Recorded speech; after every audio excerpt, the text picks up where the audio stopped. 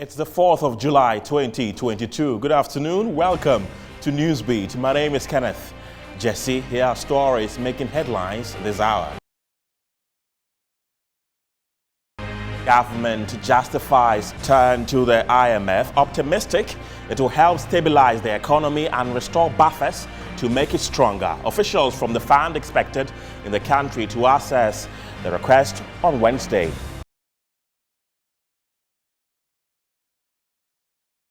Regional Coordinating Council deploys over 300 city guards across the districts of the Greater Accra region to enforce its flagship program, Operation Clean Your Frontage.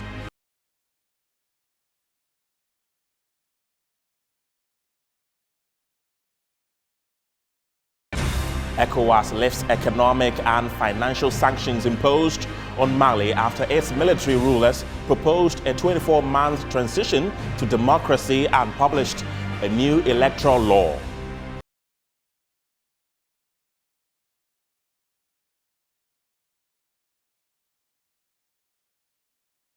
Indicates that teacher unions have declared indefinite strike following government's failure to grant them a 20% cost of living allowance. We have details of that and many more coming up in the next 1 hour. Do stay.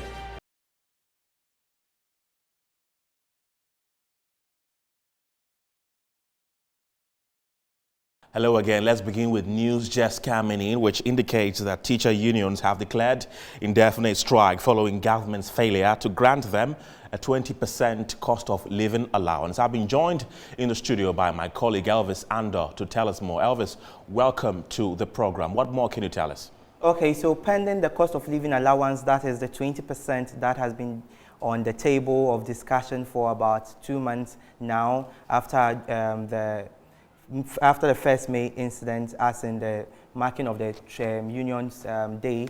What we have now is that the teacher unions in Ghana have declared a strike. You remember on Thursday they said they are going to actually look at how best they would persuade or try to force government to make that demand feasible. But today they gave an ultimatum on 1st July that government should heed to the 20% cost of living allowance, and that today at their press conference they have declared a strike action. So I read excerpts of their statement. They said, "We wish to ambiguously express our grave concern on the excruciating pain of poverty that has been bestowed on the Ghanaian teacher and education workers and leaves us with no option than to embark on this. The members of the unions in education can no longer bear the hardship. Even more so, we reject the inequality of salaries in the public service of the country.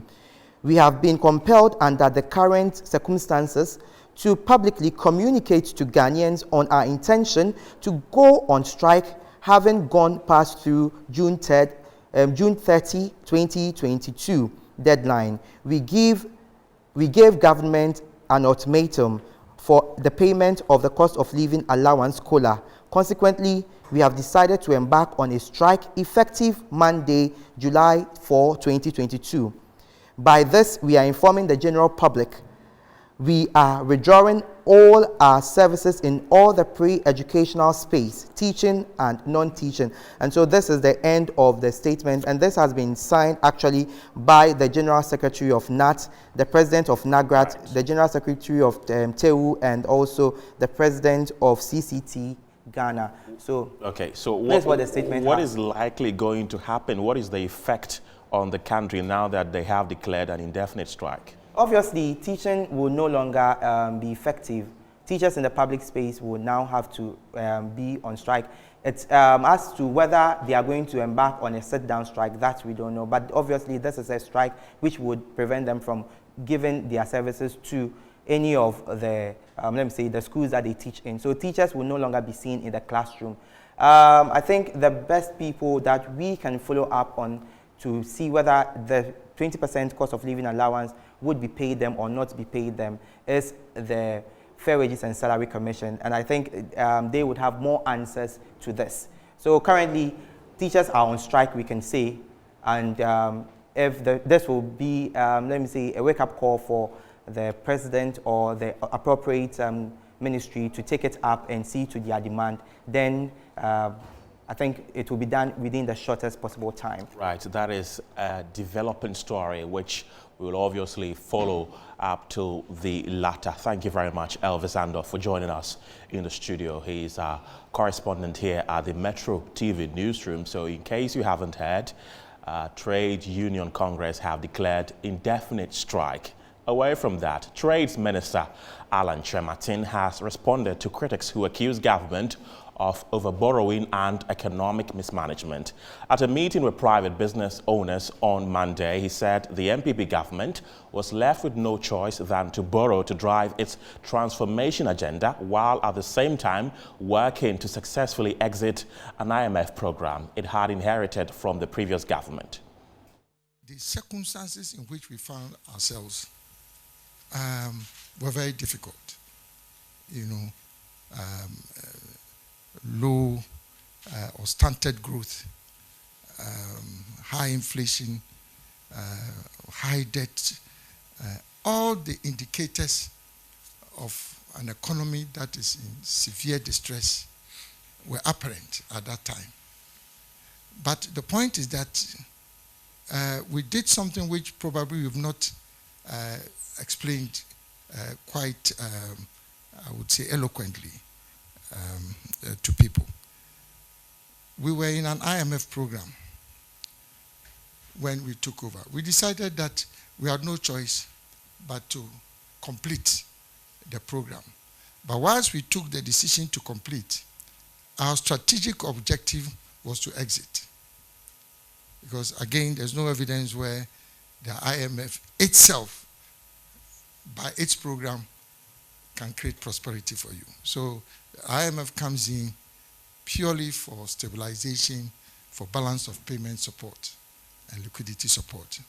So whilst we agreed to remain with the program, we tried to work ourselves out of the program.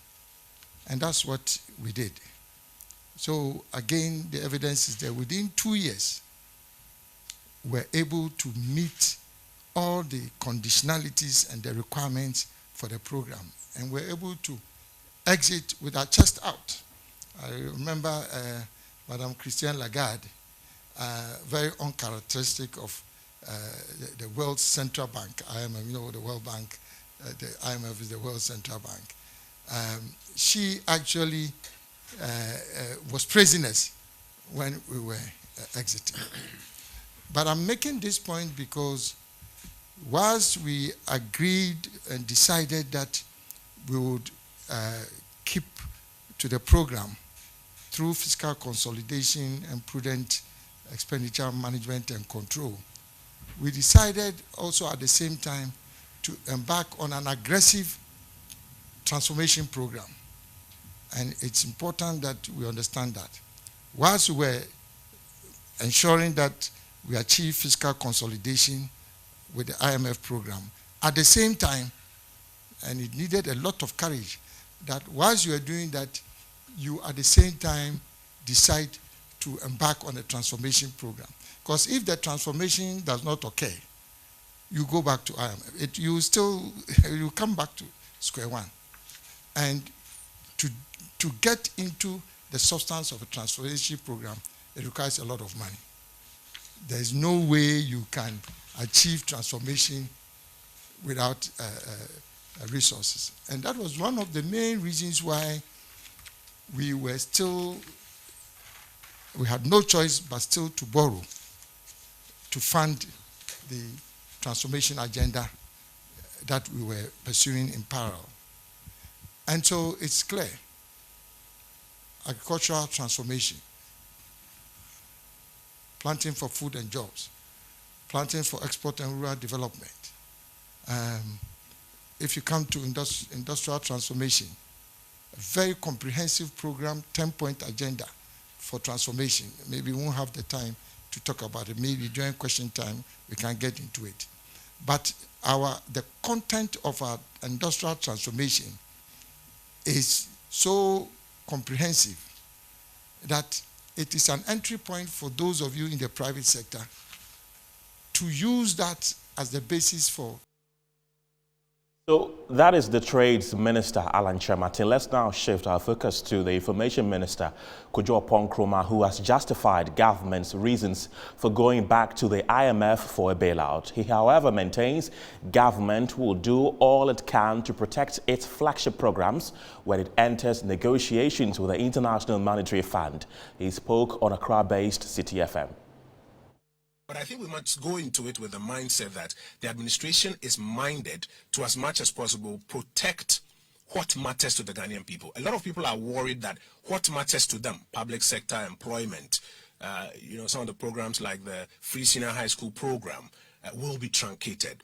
I think if the evidence of the recent past is anything to go by, we are minded to negotiate in a manner that seeks to protect what is in the best interest of the Ghanaian people. The programs that will ensure that people get jobs, people get incomes, they can improve their quality of life. As much as possible, they can get relief from the pressures that Russia, Ukraine, COVID, and the challenges to our domestic program are imposing on us. That is the framework, the mindset with which we are going into these negotiations. Now, the Trade Union Congress has described as tragic government's request for a bailout from the International Monetary Fund, stressing it is a bad step. In a release to register their displeasure, the union noted that the International Monetary Fund has not lived up to its expectation in helping manage the economy in previous years, and thus it is unlikely to make any difference this time. In its statement, the TUC established that Ghana has the resources and expertise to address the prevailing economic conditions internally without having to seek any external support. It admonished a stakeholder dialogue to include trade unions and business organizations to determine the way forward. The TUC further recommended that Ghana should tackle the structural constraints to the economic and social development by adopting measures which should include policies and programs aimed at ending the domination of foreign companies in the most productive sectors of the economy, minimize dependency on natural resources, and build a robust manufacturing base. The president of the Ghana Union of Traders Association, Dr. Joseph Obing, also described the move as a necessary evil. So far as it's going to give us some relief or some respite, then we would say that is in the right order, especially when they are managing the economy and they know how far we've gone to. Probably we've reached the dead end. That's we don't have any option than to opt for the IMF. If that is so, then we have nothing to say than to embrace it and find out what they have on the table. For now, we do not even have the details so that we can make an informed discussion on that. But definitely, we are not expecting that we go back to the policies of old by IMF, where it has not ended as very well. We thought that we would have used homegrown solutions for our problems. And that is the same thing that the IMF is going to tell us. They are going to instill discipline on us in the way to of our expenditure. And this is what we have been saying all this time, that we have to look from within. And once we are not in normal times, we have to prone down on our expenditure and prioritize our needs. And then the limited resources that we have can contain, and then we run. It's also management of the economy. Austin Game is a labor expert and he joins me on phone to talk more about this issue. Mr. Game, thank you very much for joining me this afternoon. There's been varying opinions about Ghana's decision to go back to the IMF. What is your opinion on that? Thank you. Well, I've said a number of times that if we don't go to the IMF on time, we might be heading to IMF in ambulance. So I'm not surprised, but though it's very late, it's better than not going at all. Now, let's be very clear. IMF may not be a panacea to resolve differences of Ghana as far as the economy is concerned, because it's about our 17th time we are going there. And so, what is it? It appears we have not learned any lesson. Fortunately, we are in our fourth republic, term of governance. What I want to say clearly here is this: Ghana is a place where inclusivity is completely missing from our lexicon, in governance. We appear to be overly partisan and not interested in inclusivity as the directive principles of state policy demands from the constitution that political office holders do. Having said so, this is again not the first time. The latest time we went there was about 2015 thereabout. And I was fortunate to be present at both Ho and Senchi, where a consensus building was sought with all players, including labor, including various economic leaders in the country, and so forth and so on. And documentation was prepared. IMF is a program, it's not an event. So, in effect, if you don't engage all your people to have an inclusivity and throw such light on the concerns that we have as a people, and have a homegrown policy that you go and table as your negotiating kind of benchmark, you may be pushed to the wall. It won't take 5 days to approve this program we want to join. Right. It will take some time. Okay. And so we should learn lesson from this thing and begin now to have people on board and not make it an MPP NDC agenda. It must be an inclusivity kind of arrangement so that as many people who are not directly involved in the partisan politics will have a contribution to make. Right. People have raised concerns that we going to the IMF means they will now dictate how our economy is run. Should we not be worried about that? Why should we be worried? It's about discipline. It's about ensuring that your credibility is restored. We all know that without going to IMF, we suffered certain fate with various grading authorities in the world. And therefore, if we suffer such things, our credibility level to even go and borrow, as we've been doing, is not even there. To become expensive. So it's better to go than not to go. To be very honest with you, I'm not a fan of IMF. But if you don't go, where else do you go when you have credibility problem? When you have disciplinary problem? Your spending is through the roof. Your discipline is questionable. So we need to go and have that credibility restored. So when we are going to borrow, we borrow based upon how credible we are and not have an interest rate that is quite worrying. Right. Right now, we are likely to be deferring our payment schedules, our amortization schedules. If we do not go to the IMF, that will be our lot. So it makes sense to go at this point in time than not to go. Right. We'll suffer double jeopardy. Right. That means you disagree with the Trade Union Congress who say that we shouldn't have gone at all. I'm not disagreeing with them. I'm disagreeing with their view. They have a view. I have a viewpoint. Their viewpoint is legitimate because it is the 17th time we are going. So what do we expect? If going to IMF is something that we can all say is excellent, then we shouldn't go again because we've gone already. We've even suffered HIPIC. So all I want to say is that is their viewpoint. It's a legitimate call. But what about if we don't go? Can we withstand what we are standing now? What we are seeing now is just a tip of the iceberg. What is behind the scene is worse. So I appreciate their difficulties, but we have no choice. We have to go. Mr. Austin Game, thank you very much for speaking to us this afternoon. Now, President Akufo-Addo has urged the private sector players to spur Ghana's development. He assured government is creating the needed environment for their businesses to thrive, hence the need to take advantage of the opportunities to engender economic growth. The examples of that we have seen in our period of history, the 20th century essentially, have all been the countries where the private sector has been the dominant force in economic growth and development. We have the examples, Japan, Korea, the so-called Asian tigers. All these names that are now part of the common vocabulary of all of us are the names of people.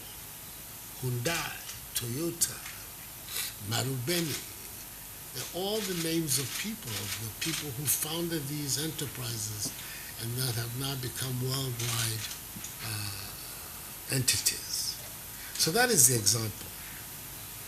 And that is the example that has always inspired me in my career as a public official and as a politician. That we will get a situation whereby the private sector in our country would be the lead agency, the lead vehicle for the social and economic transformation that we're all looking for. The development of the private sector in Ghana has been a difficult one. All kinds of reasons. I don't think we have the time today to go into those reasons. I think what we have to try and do is to try and identify the areas where government and the private sector can profitably work together to achieve the purpose of the transformation that we're looking for in Ghana. On the part of government, if you step back and look at it, there are several things that have been done that speak to what I am saying. How effective, we don't know. But a lot of the times when you're in the process, you cannot really stand back and see its impact. But a lot is being done to promote this partnership, this central partnership, which I believe is essential for the growth of. Now, Joyce Bauer, aide to the former president, John Dramani Mahama, has described the Bawumia-led economic management team as one without vision. She called for the resignation of decision makers who are leading the country to the IMF. When we speak about our utter disappointment in the performance of this government, and sometimes I shudder when I see that individuals who are offshoots, key beneficiaries of this administration, trying to defend the indefensible. I ask myself, where were all these people prior to 2016 and the aftermath? The highfalutin speeches, the extreme criticism, even in some cases, albeit unnecessary, the high expedition that we all embarked on, led by a fantastic, solid team that now we know was a totally useless team. In fact, I'm surprised that so far we are yet to hear the head of that totally non-existent team speak to the waste in our system. Look, you wonder where to start from, and I hope that in the interest of transparency and accountability, that this government will open up its books to an audit by the International Monetary Fund, first and foremost. But in a sharp rebuttal, the acting executive director of the Dankwa Institute, Antoinette Chibodakun, says it is in the right direction to go to the International Monetary Fund for a bailout. She added that it takes a strong economic team like that of the Akufo-Addo-led government to survive a global pandemic. Look, during COVID, the IMF said, that over 50% of the countries in the world have come to them after COVID hit. And it was in a CNN publication. They said half of the world is asking for economic bailout. And we went. At that point, we even took money from the IMF. So what we are doing now is presenting to them an economic program, a detailed economic program, go into negotiations with them, help us restore our balance of payment deficits, help us to make sure that our economy is stable again. And the fund itself issued this stark warning that following the global economic crisis, when that was even a COVID, even before this war, they said it's going to be the deepest downturn since the 1930s. The world is going to go into recession. So according to the IMF, even in the economic outlook in April 22, the war in Ukraine has triggered a costly humanitarian crisis. and it demands an immediate, instant resolution. The World Bank has slashed its global growth forecast to 2.9% for 2022. It has warned that economies will slip into a period of stagnation reminiscent of the 1970s because of the impact of COVID and the Russian-Ukraine war. Are we an island to think that all of this wouldn't affect us?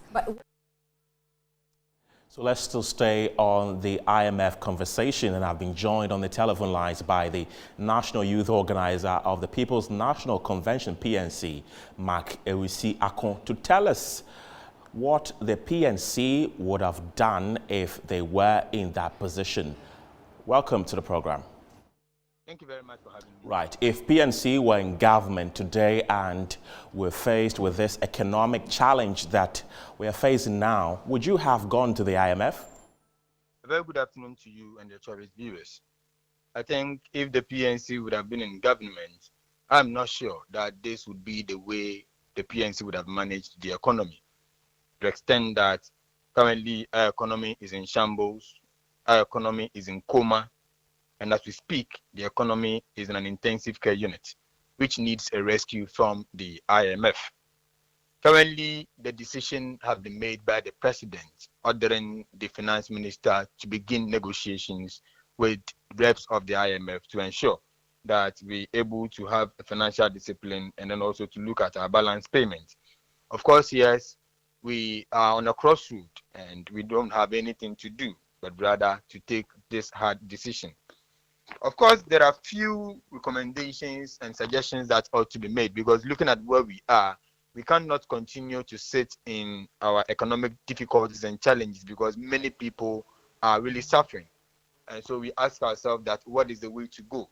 But the PNC, in as much as we are looking at supporting the government in going for the IMF bailout, would want to make some suggestions to government. And of course, when government is able to heed to these things, would be very sure that would be able to quickly move out from these challenges that we have. Right. So the first thing has to do with the need that government look at its populist policies that place burden on the Ghanaian economy and that do not bring anything possible or positive in returns to the good people of Ghana. Number two, we also need to look at government by way of exploring our resources and then our taxation. Whilst we look at removing certain taxes on our fuel, that brings some needed breathing on the Ghanaian economy. Right. The economic management team must admit some failures, and that they would also look at taking away or removing some policies that they have implemented, especially the e-levy, because it was widely considered that we were not going to pay. Ghanaians were not going to embrace it. Yet the government still went ahead to do that. Government large expenditure is also one of the things that would want to propose that government really looks at, because it is some of the things that have led us into all these challenges. But now, the IMF would definitely come with its conditions. Right. Of course, yes, they would want to look at some policies that are going to help the local people. Right. Of course, anytime we go into IMF, it brings about huge unemployment. But if you look at some policies that the IMF itself would want to look at, the one would want to look at financial stability and then monetary cooperation, which essentially increases productivity and job creation.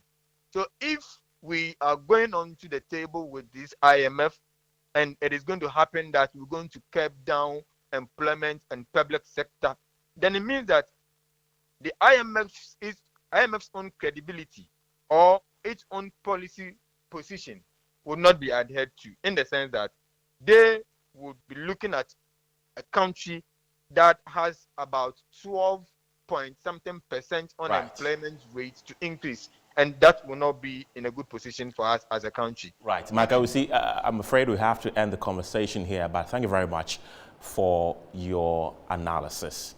So this will be the second time in 7 years Ghana has gone to the IMF for a financial bailout. The last time was in 2015, but what was the economic situation back then? How different was it compared to this year? Let's take a look. So in 2015, where we went to the International Monetary Fund for a bailout, the inflation rate was 17.15%. Today, inflation rate stands at 27.6%. Now, the previous year, that is 2014, we witnessed a change in inflation of 1.66%. From 2021 to 2022, we have seen an increase in 20.1% when it comes to inflation. At that time, our gross domestic product was $47.5 billion US. By the end of 2022, it is projected that our gross domestic product will stand at $64 billion US. Now, the annual GDP growth from the year before we went to the IMF in 2015, that is 2014, was 2.1%. By the end of 2022, it is projected that our annual GDP growth will be 5.3%. A litre of petrol back then was sold for 2 cedis, 88 pesos. As of Friday, a litre of petrol was sold for 11 cedis, 59 pesos. Now, a litre of diesel back in 2015, where we went to the International Monetary Fund, was 2 cedis, 79 pesos. Now, as of Friday, a litre of diesel is sold for 14 Ghana cedis, 59 pesos.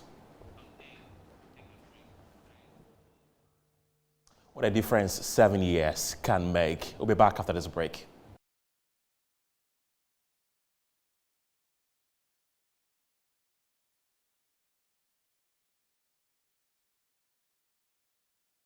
Hello again. If you just joined us, this is Newsbeat on Metro Television with me, Kenneth Jesse. Now, official deployment of the city response team under the Operation Clean Your Frontage agenda has commenced today, July 4, 2022.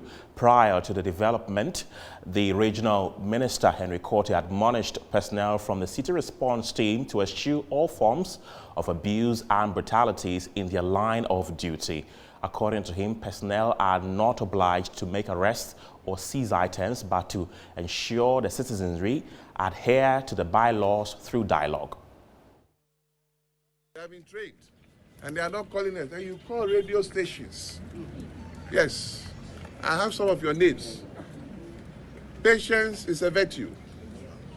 So you must always have patience on this earth. I'll be talking to you later at Obrasport, but I want to sound this warning. Clear, you are not Abaye. Anybody who makes an attempt to even collect somebody's tomatoes, you are gone. Did I hear you? Yes, sir. If you make an attempt to extort from somebody 1 Ghana cedis, you are gone. Say, I am gone. I am gone. So you are supposed to go out there, discharge your duties professionally as you have been taught and trained by the military. Can we do that? Yes, sir. You are not to brutalize the people. You are not to beat them. You are to engage them nicely. You are to be their friends, and they are to be your friends. Are we there? Yes, sir. Can we do that? Yes, sir. Okay, so I won't talk much. So we'll give you further briefings. But I'm saying that if I hear any of you start a training allowance, this allowance, no, you are not soldiers. You are not police. You are getting allowances. Don't come and start talking about maternity leave. Let's get it clear. I heard you say so many things at the training. I'm here myself. If anybody is here who feels that he cannot do it, he should raise his hand now so we can discharge the person. Do I see a hand? No, sir. Do I see a hand? No, sir. Thank you very much. My colleague Shadrach Odame Ejare is currently with the Greater Accra Regional Minister, Henry Korte, and he joins me on phone for more on this. Shadrach, welcome to the show. Where have you got into? Well, currently the main official event for the deployment has ended. So all personnel forming the city response team have been discharged to their various posts. So they are supposed to work under the various MMDA. So La Paz, Reja, Kankwe North, Kankwe South, that is among the other municipalities, personnel under those municipalities have been discharged. So they are all supposed to start work today. Today we had over 300 personnel, but then the deployment is going to continue from tomorrow. where we'll be visiting other municipalities to see how work has been for the newly deployed city response team. So today the official work for the day has ended, but and then the people, the personnel, city response team, have been deployed to their various posts to commence with work and then make sure people selling in the street get off the street, and maybe if they will still have to ply their trade, it should be behind pavement or in very demarcated places. Right. The regional minister has laid down some principles for his personnel to follow, but who is going to ensure that those rules and regulations he has laid down, including not taking any money from people, not beating people, who is going to ensure that those rules are adhered to? Now, these city response team are not going to work on their own. For every post or for every area where city response teams have been deployed, there are some police officials that are also working hand in hand with the city response team. So there are police officials, there are some officials from the Ghana Army, there are also officials from the ambulance and the fire service. So the force workers in the various locations where the city response team have been posted will help the city response team ensure that the citizenry adhere to the laid down laws or the bylaws.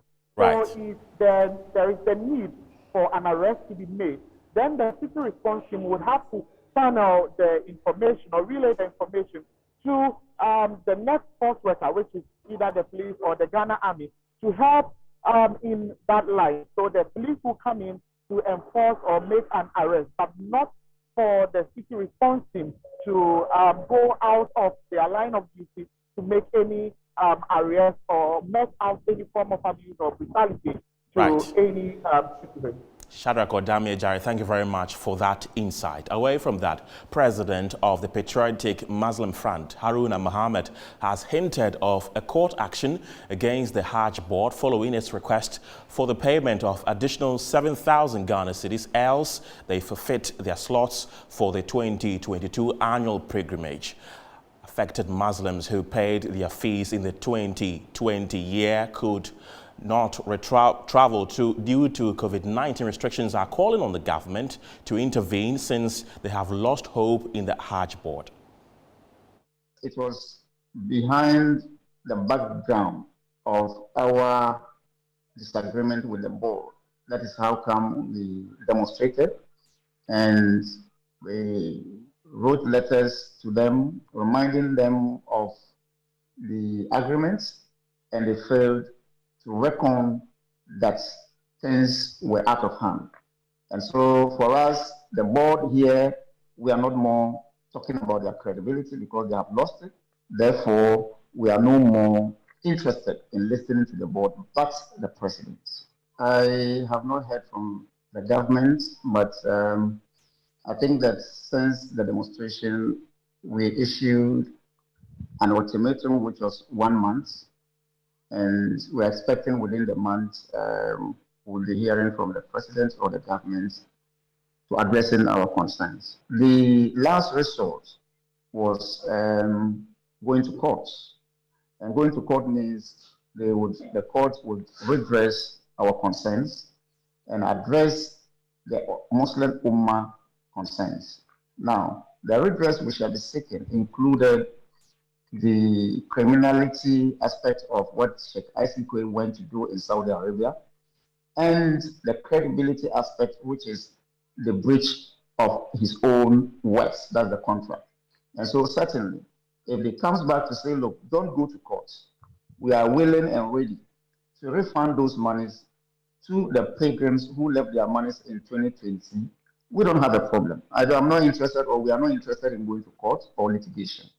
All that we seek to address is for the right thing to be done, and which is they should refund those 7,000 Ghana cedis to those who paid or topped up before they embarked on this year's pilgrimage. The news continues right after this break. Stay with us.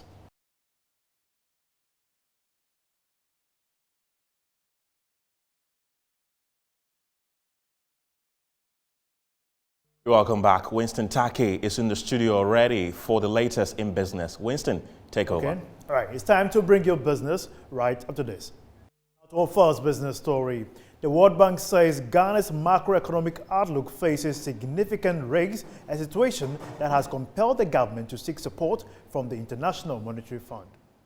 According to the 6th Ghana Economic Update, despite the country recording very strong growth rate in the last 2 decades, the fiscal economy remains fragile, given persistently low levels of domestic revenue mobilization and shortfalls from energy sector state-owned enterprises, which the government has committed to fill. The Bretton Woods institution said Ghana's external position will be delicate as the country's account deficit remain elevated while access to external financing will be constrained. It reiterated that Ghana's economic challenges have been largely fiscal as a result of low levels of revenue mobilization and high expenditure, as well as elevated public debt and financing needs. This, coupled with the COVID-19 pandemic and the Russian-Ukraine war, has pushed inflation and interest rates to alarming levels and threatened the monetary economy. The overall fiscal deficit went up to 15.2% of gross domestic product in 2020 and was still high at 11.4% of GDP in 2021. The fiscal deficit at the end of the first quarter of 2022 stood at 11.3%. The deficit was in target. The debt has also shot up from 128 billion Ghana cedis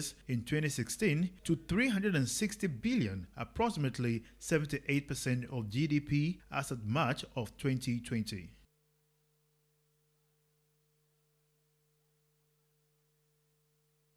Now, away from that, for decades, economic diversification has been a policy priority for low and middle income economies. In an interview with Metro Business, the chief executive of Nasdaq Capital, Kenny Nwosu, says Ghana needs to adopt a comprehensive economic policy to deal with inflation. I think I noted that we are facing very difficult economic circumstances globally. And we continue to do the same in Africa. And when we look at some of the recent, geopolitical tensions, that is not expected to, fade in the short term. So it's one we will have to deal with. But in terms of the context of looking at how that is impacting our environment and inflation, I have engaged with some of the key members of Ghana's economic team during their private sector days. But again, I think the focus should really be on how do we create more opportunities? How do we fund in terms of growing sectors and diversify our economies? And then how can we really increase the employment base and bring younger people into employment? I think those are some of the key things from a general perspective that we also need to be focusing in as we try to tackle some of these issues around inflation and economic downturn. Looking at our health systems in the context of COVID, we still need to train our younger generation, make sure the education is right for them, and make sure the other infrastructure, telecoms, etc., are in place as we grow. And again, manufacturing is critical in terms of value addition as we diversify, because there's a strong correlation with that, with development. So we think that those are critical areas, and hence we tend to focus on those.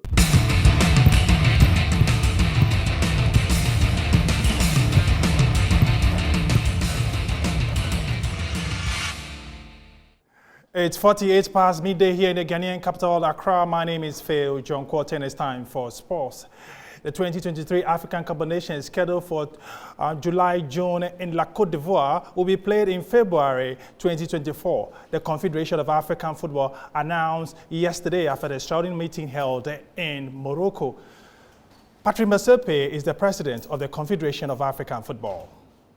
Men or the male AFCON, men's AFCON, is going to be held in January, because we've got a partner. Even though we take the decision, but it's just, I think, more than anything, out of courtesy and out of respect. We've been taking so much advice. Some people said, yes, there's climate change and rain may not be an issue, and we shouldn't worry. And then the advice we're getting is that they're singing wonderfully for us. And the advice that we're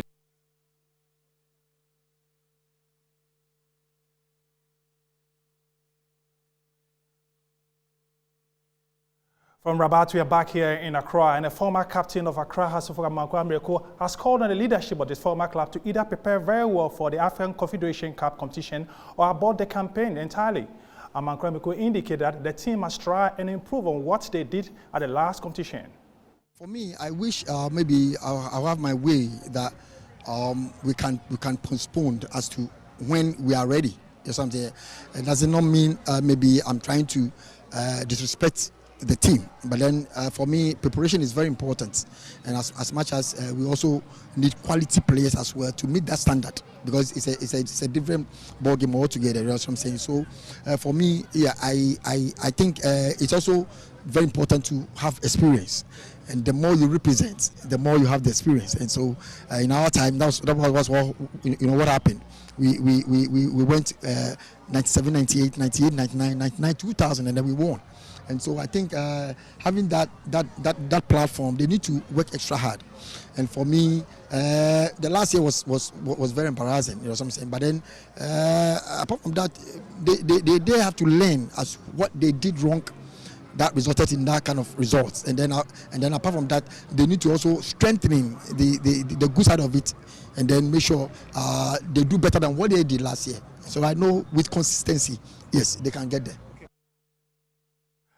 Amankwah Miracle is the former captain of the Phobians, advising the team to prepare well or abort the campaign that is the Confederation Cup after winning the MTN FA Cup. That's your Midday Sports. My name is Faye Jonkwati. Hetch is standing by for the latest in showbiz. Thank you, Johnny. It's time for entertainment news.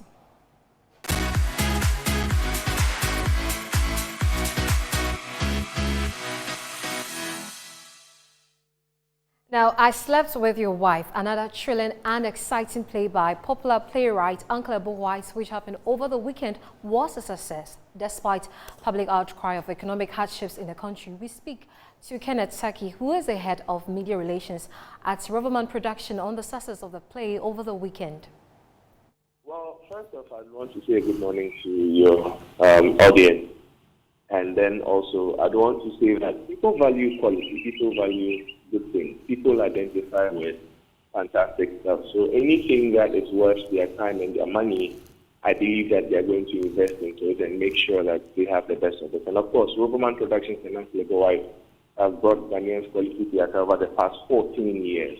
This is a brand that you can trust when it comes to quality theatre entertainment and family entertainment. And I believe that it is that belief that they have reposed in us, plus the quality we offered in this particular play and the media mileage that we got, and the people heard about the title and they were interested in the story. That's what made them come to the National Theatre to come and see I Slept With Your Wife.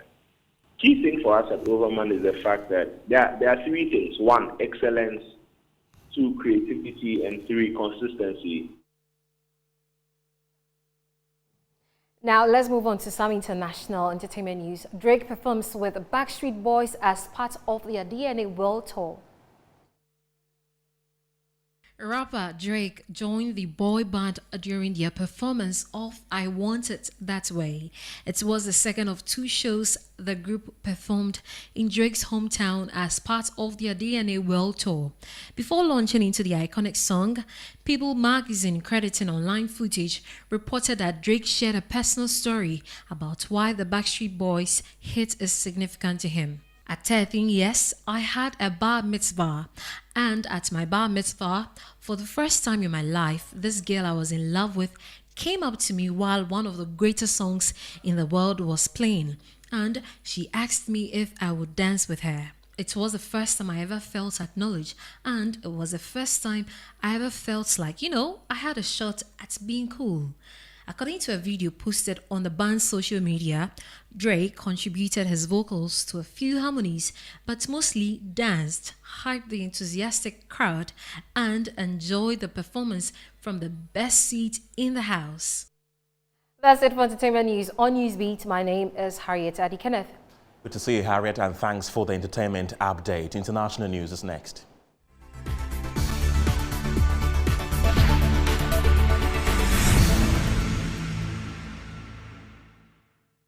The leaders of ECOWAS met at a highly anticipated summit in Accra on Sunday to decide on sanctions against Mali, Guinea and Burkina Faso, 3 countries that have suffered coups. The last summit on 4th June gave birth to a mouse. No decision was taken on sanctions against the coup regime.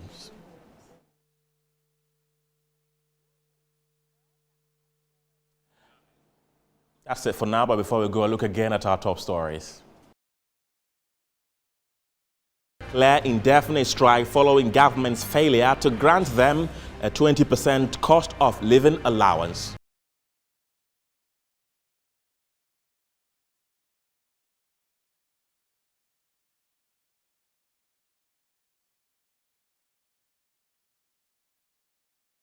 Government justifies return to the IMF, optimistic it will help stabilize the economy and restore buffers to make it stronger. Officials from the fund are expected in the country to assess the request on Wednesday. Regional Coordinating Council deploys over 300 city guards across all districts of the Greater Accra region to enforce its flagship program, Operation Clean Your Frontage. And ECOWAS have lifted economic and financial sanctions imposed on Mali after its military rulers proposed a 24-month transition to democracy and published a new electoral law.